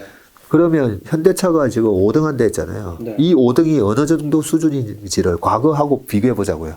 2009년, 10년, 11년도에 차화정 장세 해가지고 그때 잘 나갈 때는 현대 기아차의 시장 점유율이 4%에서 미국 점유율이 8.9%까지 갔어요. 네. 4에서 곱하기 2하면 8인데 8.9까지 갔으니까 그래서 현대 기아차 주가가 엄청나게 올라갔었는데 그러면 지금 미국 시장 점유율이 현대 기아차가 한 얼마일까요? 지금 그때보다는 높겠죠? 높으니까 말씀하신 거겠죠? 예, 지금 9.9 뭐 이렇게 올라가고 있어요. 그러니까 유럽에서도 10% 넘어요. 네. 그 정도면 Q도 늘어나고 ASP도 늘어났잖아요. 네. Q 늘어나고 ASP 늘어났는데 네. 주가는 안 좋죠. 안 좋게 빠졌죠. 왜요? 왜냐하면 작년 초에 애플카 생산에 대한 거품. 기대감. 예, 그렇게 주가가 형성이 되면 네. 그 기대감을 가지셨던 분들이 계속 이제 물타기 하다가 이제 매물대가 이렇게 형성이 돼버려요. 그 매물대가 이제 형성이 된 상황에서 최근에 원엔 환율이 지금 1,000원이 깨졌잖아요. 네. 원엔 환율이 아까 2009년, 10년, 11년도에는 1,500원까지 갔었다 했잖아요. 그 지금 980원이에요. 그러니까 이제 우려를 하는 거죠. 아니 원엔 환율이 여기서 900원, 800원 이렇게 가면 어떡하지? 참고로 2007년도에 네. 금융위기 터지기 전에 2007년도에 770원까지 갔었어요. 그러니까 야 이게 엔화 약세가 계속 지속되면 어떡하지? 삼성전자는 반도체, 네. 그 다음에 핸드폰, 일본 핸드폰 우리 주변에 안 보이죠? 없죠. 없잖아요. 그러니까 일본하고 뭐 경쟁하는 게 별로 없어요. 엔화가 약세로 가면 갈수록 삼성전자도 마찬가지예요. 삼성전자도 일본에서 여전히 소재 부품 많이 수입한댔잖아요. 근데 원엔 환율이 엔화가 약세가 되면 네. 수입하는 입장에서 유리하잖아요. 근데 글로벌하게 나가서 경쟁하는 제품 보면 그 자동차가 여전히 이제 도요타, 혼다 이런 식으로 현대차하고는 경쟁하다 보니까 그런 부분에 있어서 우려감이 있는데 좀 전에 이제 전기차 분야에서는 네. 도요타와 혼다를 불러등 앞서면서 현대차가 지금 잘 치고 나가고 있기 때문에 10년 전에 좀 아쉬웠던 부분, 삼성동에 땅 사고 하면서 했던 그런 부분하고는 좀 반대로 지금은 오히려 기업 가치는 증가하고 있는데 네. PQC 측면에서도 네. 나쁘지 않은데 주가는 빠져 있기 때문에 네. 올 하반기에 자동차 뭐 반도체 부분이 해소가 되고 하면 예, 연말에 현대 기아차도 하반기에는 뭐 좀 우리가 한번 긍정적으로 봐도 네. 되지 않을까 싶습니다. 현대 기아차 이쪽 편을 좀 좋게 보고 계시는 그 주식의 예. 살아는 아닌 거예요. 예. 그리고 네. 우리가 제가 아까 말씀드렸잖아요. 사기 전에 네. 밸류에이션을 꼭 해봐야 된다고. 네, 네. 현대 기아차가 지금 싼가 비싼가. 네네. 지금은 싸요. 얼마 전에 작년에 하이닉스가 10만 원 깨졌을 때 우리 투자자분들이 하이닉스 물려가지고 네. 많이 했을 때 그때 이제 하이투자 송명섭 연구원이 나와서 반도체 업황이 회복되는 거는 난 잘 모르겠는데 PBR 0.9에서 하면 항상 먹었다. 그 PBR 0.9가 9만 원이거든요. 하이닉스 10만 원이면 이제 PBR 1배로 보면 되는데 네. 그 역시나 9만 500원까지 갔다가 13만 원까지 바로 리바운드 하더라고요. 그런 것처럼 지금 현대차, 기아차의 밸류에이션은 싼 영역에 와 있어요. 그러니까 좀 부담이 없는 거죠. 그러면 올 연말에서 내년 초까지 정말로 공급망이 해결되고 차량용 반도체가 해결되면서 네. 예, 판매가 제대로 이루어지는지. 네. 근데 그 확률이 저는 높다라고 보는 거죠. 그러면 그때까지 조금 기다릴 수 있는 인내만 있으면 된다 생각합니다. 요 책에서 보면 변화의 생존에서 대표님을 변화 사냥꾼이라고 표현하셨던데 요건 어떤 의미인가요? 지난번 책 투자의 본질에 네, 투자의 제가 본질. 그렇게 해놨잖아요. 네. 지금 책 제목이 거의 암기될 정도입니다. 한 5번째 얘기하신 것 같아요. 주식 투자의 본질은 네, 대중들이 인지하지 못하고 있는 기업 가치 변화에 대해서 네. 내가 액션을 하는 거라고요. 네. 과감하게. 그래서 기업 가치 변화에 영향을 미치는 게 엄청 많잖아요. 그렇죠. PQC에 영향을 미치는 거. 최근에 이제 C에 영향을 미치는 게, 자동차에 C에 영향을 미치는 게 있죠. 강판 가격이 또 급등을 했을 거니까. 네. 원재료 가격 상승이죠. 배터리 업체들도 요즘 주가가 안 좋은 게, 뭐, 니켈, 망간, 뭐, 코발트 등등 해가지고, 그 2차전지 소재 가격들이 막 올라가니까. 네. 그런 것처럼 지금 이제 변화, 기업의 가치에 영향을 줄 수 있는 변화 요소들이 무지 많다는 거죠. 네. 그런 거를 일일이 좀 항상 촉각을 세우고 있자는 의미에서 변화사냥꾼이라고 했고요. 그걸 빨리 눈치채는 사람이 돈을 버는 확률이 굉장히 높은 거겠네요, 당연히. 제가 미국에서 유학생활 하면서 제일 많이 는 게 눈치예요. 아무래도 한국인이 미국 가다 보니까 그런 건가요? 네. 그 사실 잘 안 들리잖아요. 잘 안 들리면 알아듣는 척 해야 되고, 그러다 보면 이제 눈치가 나는 거죠. 그래서 제가 보니까 주식 시장에 있어서 저보다 훨씬 더 참 학구적으로 열심히 하는 분들도 많은데, 네네. 어떤 경쟁력을 나는 가지고 있었을까? 네. 내가 눈치가 좀 빠르구나. 기업 가치에 주가에 영향을 주는 네. 거는, 주가는 뭐 실적의 함수라고 하잖아요. 그 실적에 영향을 주는 게 여러 가지가 있고, 우리 김한진 박사님이 그 얘기를 해놓으셨더라고요. 네. 김한진 박사님이 쓰신 부분도 있는데, 주가는 기업의 펀더멘탈과 그 다음에 인기도. 네. 인기도가 네. 보면 막 변하잖아요. 그래서 저는 100% 공감을 하거든요. 그 인기도가 뭐냐면 이제 대중들의 심리인 거죠. 네. 그래서 저는 이제 사람의 심리에 대해서도 제가 조금 눈치가 빨라요. 예. 이 시장에 참가한 대중들이 지금 어떤 상태인가. 네. 예. 그런 거를 보다 보니까 조금 남들보다 시장도 조금 이렇게 지금 대중들의 심리는 어떤가요, 그러면? 아주 안 좋죠. 그래서 그게 맞는지 저는 항상 제가 강세론일 때는 약세론자 분들 얘기 듣고 그분들 댓글에 뭐라고 달려있는가도 네. 보고 제가 약세론자일 때는 또 강세론자 얘기 듣고 대중들은 어떻게 반응하는지 그런 것도 보고. 근데 지금은 정말 안 좋아요. 자, 책에 보면 피터 린치 이제 마젤란 펀드는 자산의 60%를 성장주와 턴어라운드로 구성한다고 소개해 주셨는데 대표님은 좀 어떻게 구성하시는 전략을 하고 있는지 지금 네. 상황에도 뭐 그런 것들은 좀 유효할까요? 포트폴리오 전략은 네. 피터 린치가 정말 정석 바이블이라고 생각합니다. 포트폴리오를 어떻게 가져가야 되는지. 네. 거기 명확하게 나와 있어요. 우리는 피터 린치를 가치 투자자라고 얘기하잖아요. 네. 피터 린치의 신발의 그 구두, 네. 굽이 뭐 달을 가서 떨어진 그런 광고도 옛날에 있었고, 엄청나게 탐방도 많이 다니시고, 네. 그런 분인데, 근데 어떤 기업을 발굴하러 가냐면, 네. 성장주하고 턴어라운드 주식 맨날 발굴하러 다니셨어요. 네. 그래서 피터 린치는 이제 블루칩 이런 거, 자선주, 고배당주 이런 거 안 네. 좋아한다라고 돼 있어요. 물론 그런 주식을 투자를 안 하신 건 아닌데, 수비를 해야 될 때 그렇게 투자를 하시는데, 일단은 포트폴리오에 있어서 마젤란 펀드를 1977년부터 1990년까지 엄청난 수익률을 냈죠. 연평균 수익률 29% 냈으니까. 하지만 돈을 번 사람은 또 굉장히 거기에 대비해서는 소수였다. 소수였다는 얘기, 안타까운 전설적인 얘기, 이야기. 안타까운 전설이 있죠. 그래서 그 피터 린치가 포트폴리오를 짠 거 보면 네. 턴어라운드, 그 다음에 고성장주였다는 거죠. 네. 우리 기업에는 그러면 턴어라운드는 뭐고 고성장주는 뭐지? 봤을 때 카카오가 최근에 거의 뭐 자회사가 130개가 넘었더라고요. 예. 카카오가 엄청난 고성장주였죠. 네네. 예. 실제로 실적을 보면 최근에 4년 동안의 실적을 보면 뭐 엄청난 고성장주였고 테슬라도 마찬가지고 그죠. 그런 성장주, 실적 성장주를 이제 발굴해야 되고 오늘 어떤 분이 오셔가지고 네. 로봇 얘기하시더라고요. 최근에 주식 시장에서도 로봇 얘기 많이 하면 나오긴 하는데 그분 얘기는 우리 집에도 로봇 하인이 와서 해줄 거다는 거죠. 네네. 뭐 요리도 해주고 식탁도 닦고. 그래서 제가 그런 세상이 언제쯤 올 것 같습니까? 라고 물어본 거죠. 네.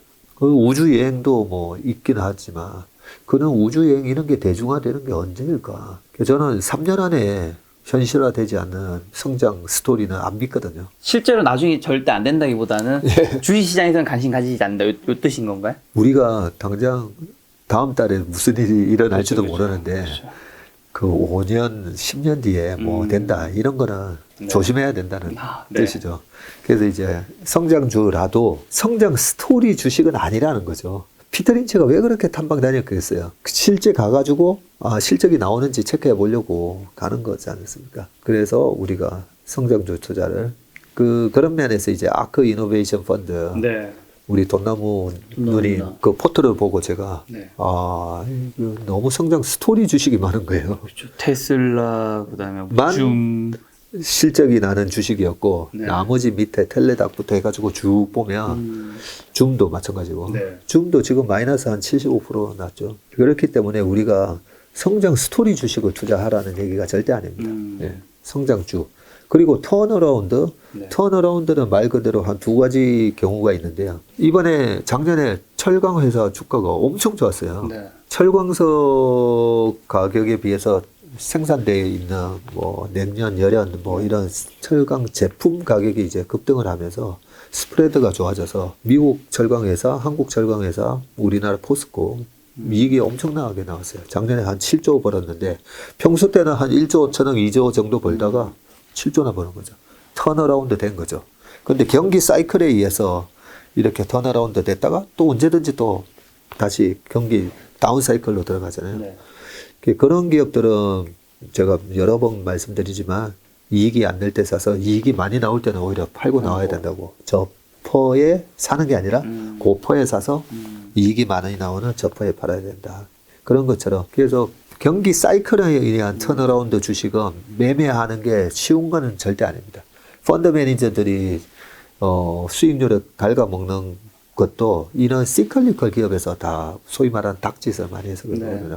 올라가는 거 보고 아니 7조나 나오는데 네. 하고 샀다가 이제 박살나고 그런 부분이 있기 때문에 네.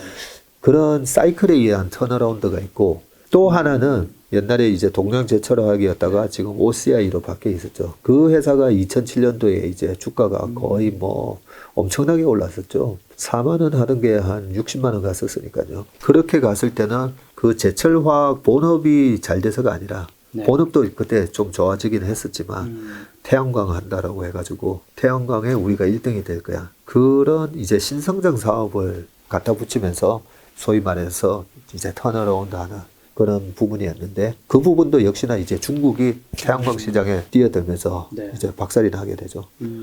우리가 이제 턴어라운드 주식, 그 다음에 성장 주식에 찾는 거, 그게 우리가 어떤 포트폴리오를 가져가야 될까에 대한 정석이다. 그래 생각합니다. 이 성장주에서 제가 두 가지 궁금한 게 생겼는 게 3년 내에만 보신다 하셨잖아요. 네. 5년, 10년 이런 거는 굉장히 좀 위험할 수 네. 있다. 안 된다가 아니라. 네.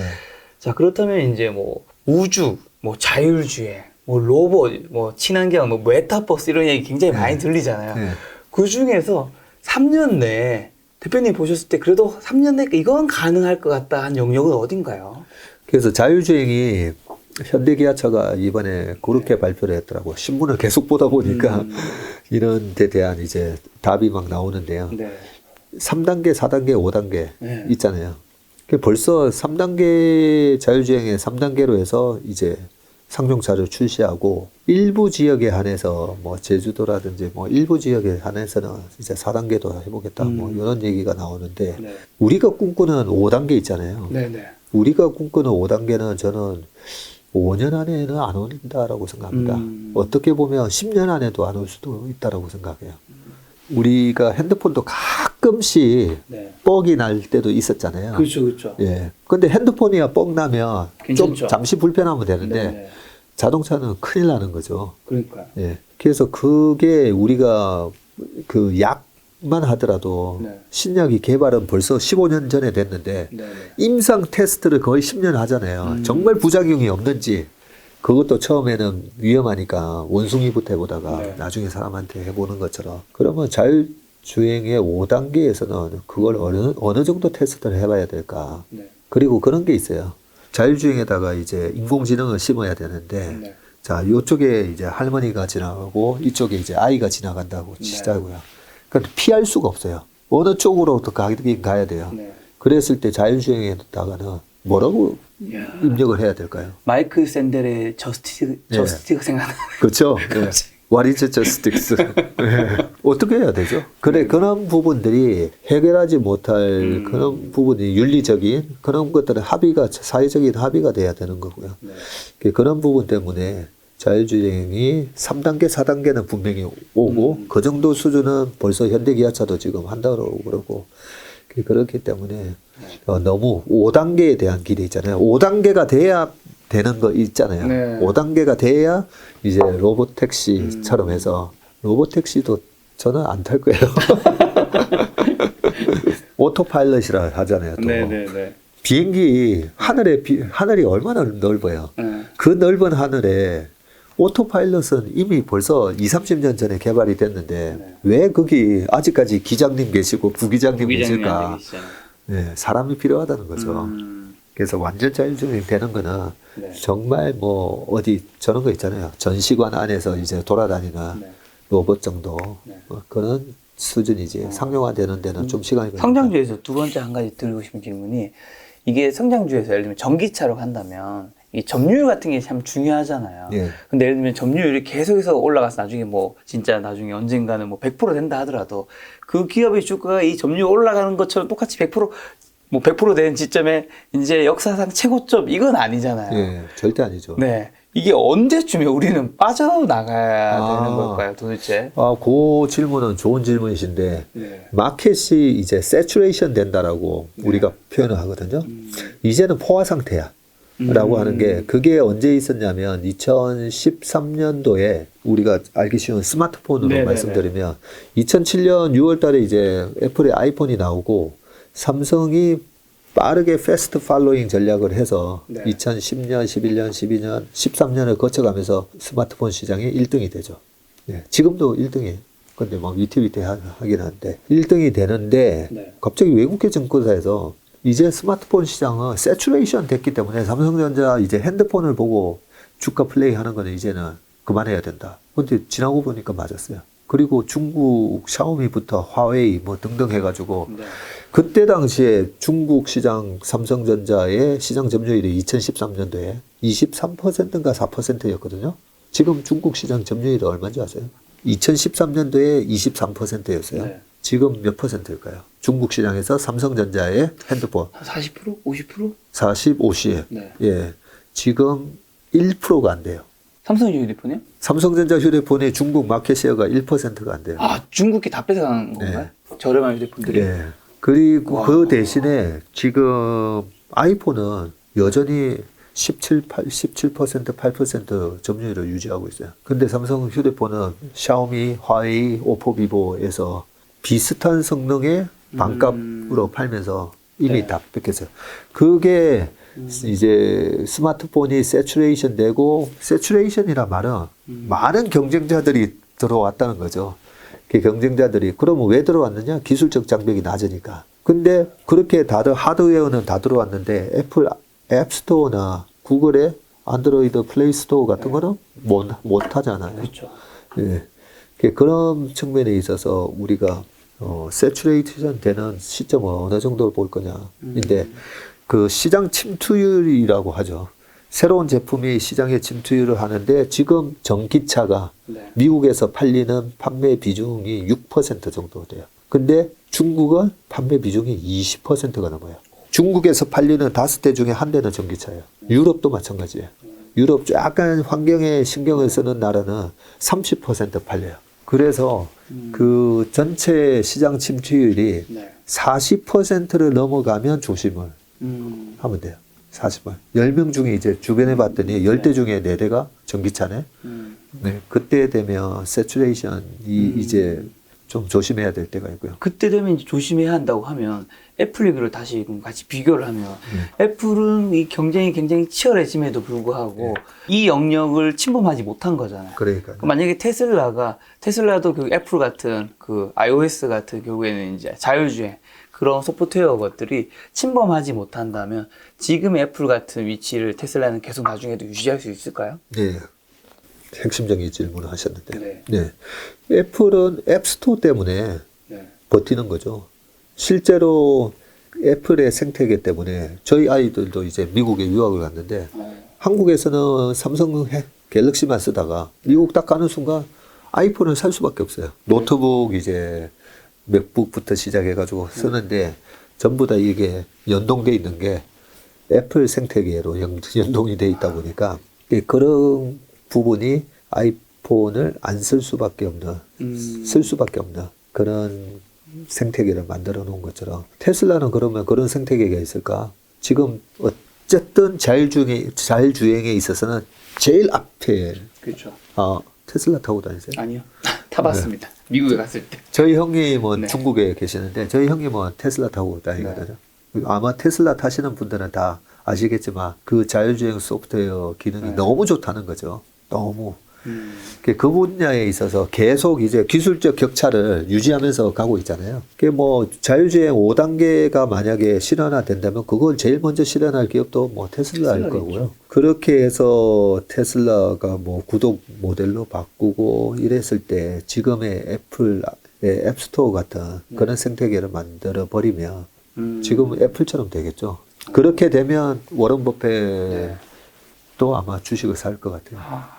요 의견을 바라보는 시장이 SF플러스 자산운용의 강만치 회장님은 그걸 가능하다고 보시는 입장이신 것 같고 그렇죠. 반대편에는 또 다른 분들은 전기차 자율주행도 지금 경쟁이 얼마나 치열한데 따라온 업체들 결국 테슬라도 많이 뺏겨라고 보는 데가 있는데 대표님은 어느 쪽에 좀 더 가까우세요? 제가 5년, 10년, 3년 뒤에 일어날 일은 모른다 했잖아요. 네네. 그래서 저는 장기적인 비전보다는 계속 지금 2년, 앞으로 2년 동안에 테슬라의 아성이 무너지지는 절대 않을 거니까. 그래서 2년 전에는 테슬라의 적정 주가 수준은 저는 700불이라고 봤어요. 네네. 그래서 700불 넘어갔을 때, 저는 3분의 1 팔았으니까 여기서는 막 쫓아 사지 마세요. 네. 이런 메시지를 드렸었던 거고. 네. 그리고 900불 갔다가 500불까지 빠졌다가 다시 회복했었죠. 그러고 지금 2년이 지났는데 테슬라가 재작년에 50만 대 정도 팔았거든요. 그리고 작년에 한 95만 대 팔았어요. 네. 올해 한 140만 대 팔거든요. 그러면 재작년 50만 대 팔 때랑 지금 150만 대 가까이 팔 3배가 늘었잖아요.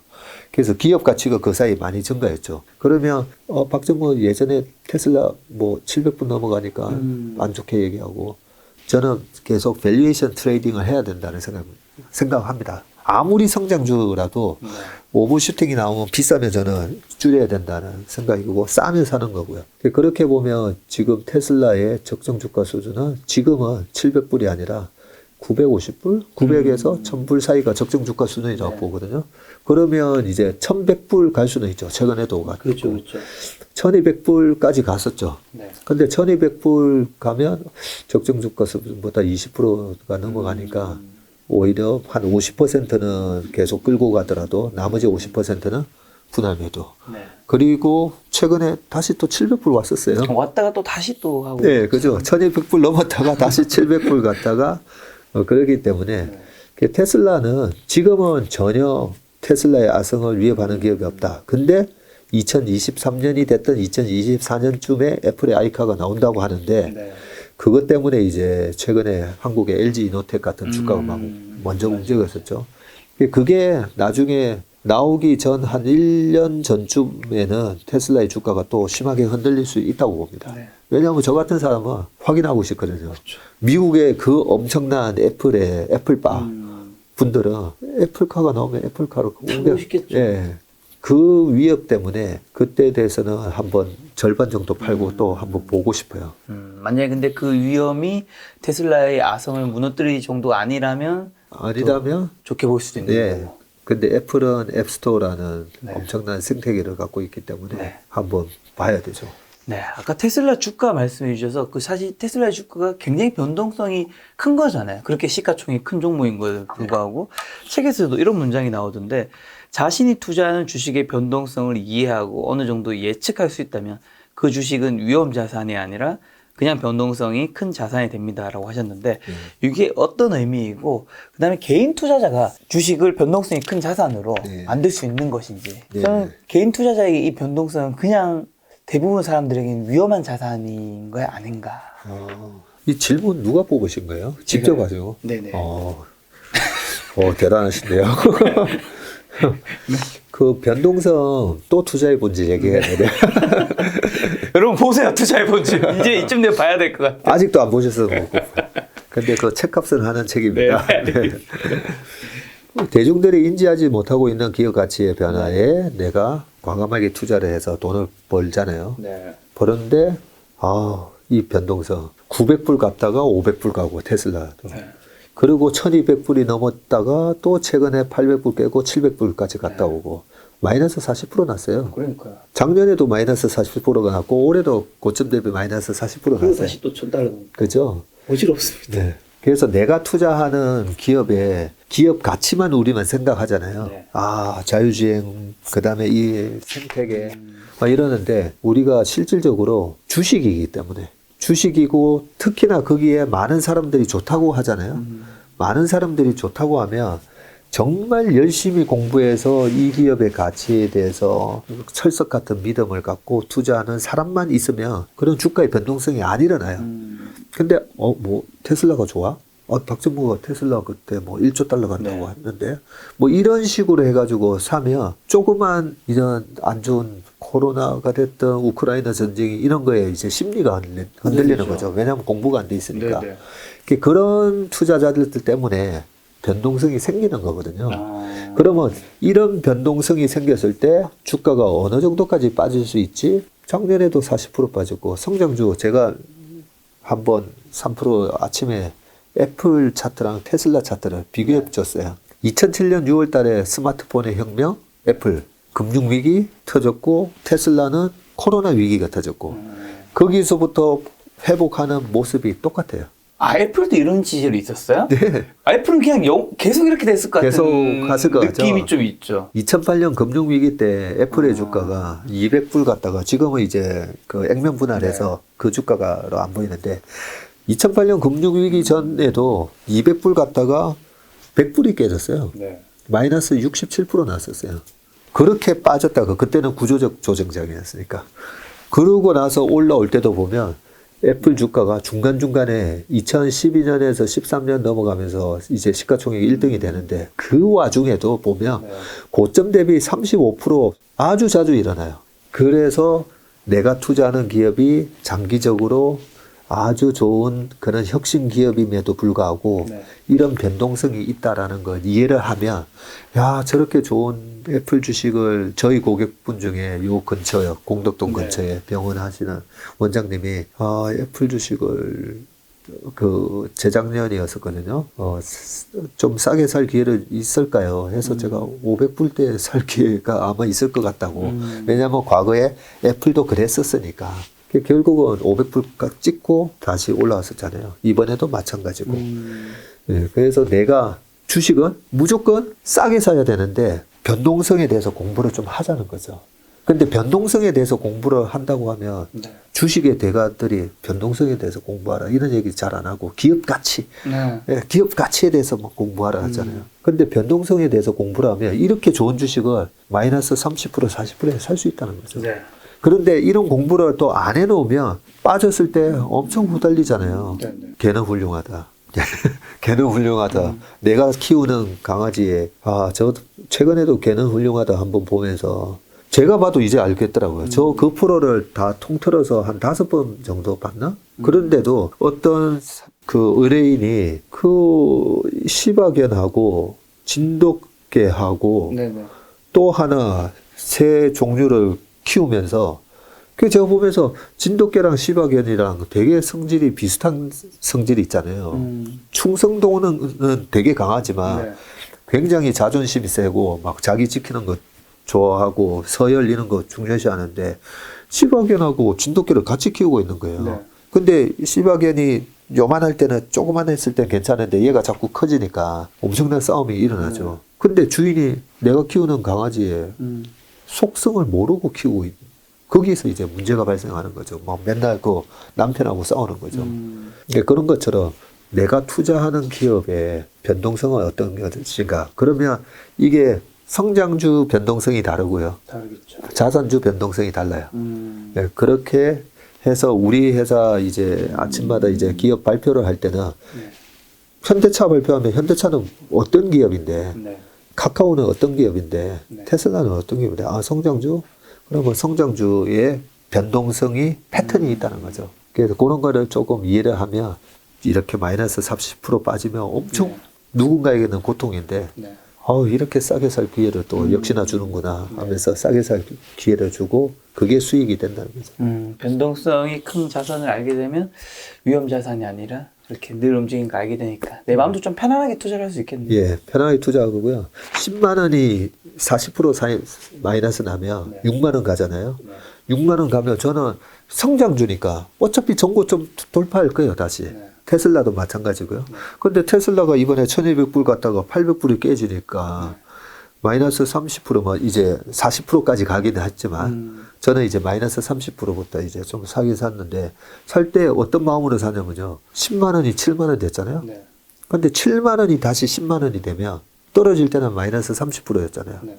근데 7만 원이 10만 원이 되면 몇 퍼센트죠? 40%인가요? 40% 넘잖아요. 네. 7, 4, 28 하니까 28,000원에 또 그러고 2,000원 남으니까 그죠? 떨어질 때는 마이너스 30 기록에 저는 항상 이제 차트에 고점 대비 얼마 빠졌는가를 다 표기가 되도록 해놨거든요. 네.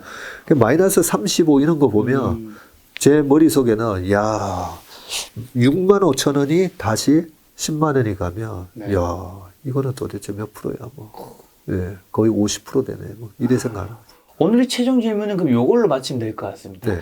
이게 이제 내려갔을 때 네. 이게 이제 올라가면 이런 것들이 이제 다 문제가 없는 건데 이게 모든 또 차트가 성장주가 또 올라가는 건 아니잖아요. 네. 안 올라가는 성장주는 혹시나 뭐 어떤 징표나 뭐 신호 같은 게 있을까요? 네. 야, 네, 좋은 질문 같은데. 오늘 질문들이 다 오늘 질문이 너무 좋으셔가지고. 좋아. 아. 네. 그러면 지금 안 올라오고 많이 빠져 있는 거 한번 네. 생각해 보자고요. 네. 자, 그럼 페이스북이 지금 반토막이 나 있어요. 아, 그렇죠. 그렇죠? 그리고 올라갈까요? 넷플릭스도 반토막이 나 있어요. 네. 자, 이 두 가지를 가지고 판단을 하면 넷플릭스가 마이너스 50% 가까이 빠지면서 밸류에이션은 좀 착해졌어요. 네네. 이제 착해졌는데 디즈니하고도 싸워야 되고 네. 애플하고도 싸워야 되고 아마존하고도 싸워야 돼. 네. 그 OTT 서비스라고 그죠? 야, 이렇게 이제 레드 오션화 됐는데 그러면 이제는 넷플릭스가 사실은 코로나 수혜주로서 또 올라왔던 부분도 있죠. 네네. 그러면 마이너스 50%가 돼도 약간 그렇게 선뜻 손은 안 나가요. 네. 그래서 마이너스 30%가 됐을 때도 아직까지는 그런 느낌을 가지고요. 페이스북이 지금 반토막이 났단 말이죠. 네. 예, 여러 가지 문제가 있죠. 왜 반토막이 났는지는 이미 이제 시장은 다 나와 있으니까 여전히 엄청난 광고 수익을 안정적으로 벌 수가 있어요. 네. 거의 코카콜라, 애플 같은 페이스북에다가 페이스북 많이 쓰잖아요. 네네. 거기 여전히 광고 수익이 많이 나요. 그렇죠. 그런데 메타버스, 이제는 저커버그가 앞으로 메타버스 시장을 안 하면 안 돼 하면서 네. 거기다가도 엄청난 돈을 쓰거든요. 그렇죠. 그렇죠. 네. 계속 저기다가 돈을 때려부어도 저걸 도대체 언제까지 때려붓는 거지? 메타버스 세상은 혹시 10년 뒤에 오는 건 아닌가? 이런 여러 가지 고민이 있는 거죠. 그러면 메타버스에 대해서 제가 공부를 많이 했을까? 저커버그가 더 공부를 많이 했을까? 확실하게 저커버그. 저보다 100배는 100배. 그렇겠죠. 회사 사면을 맡겼을 정도인데. 1000배는 더 많이 알 거예요. 네. 그러면 그 사람이 어쨌든 페이스북이라는 엄청난 기업을 만들어냈잖아요. 네.